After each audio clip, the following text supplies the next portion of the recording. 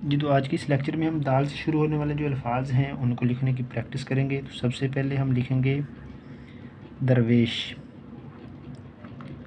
ये दाल, रे, ये वाव और ये, और इसके साथ शीन।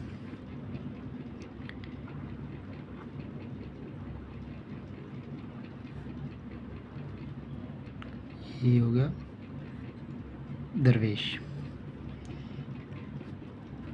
और इसके बाद हम लिखेंगे दरख्त, दाल, रे, खे और ये ते,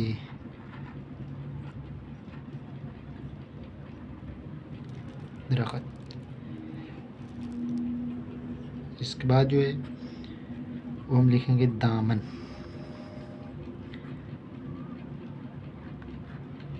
दाल अलिफ, ये मीम और ये साथ नून, दामन।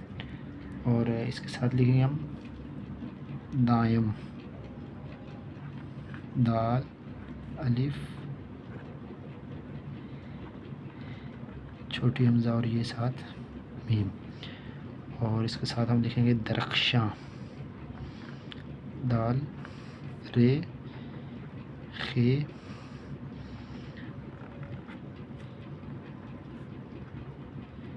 शीन और ये नून गुन्ना,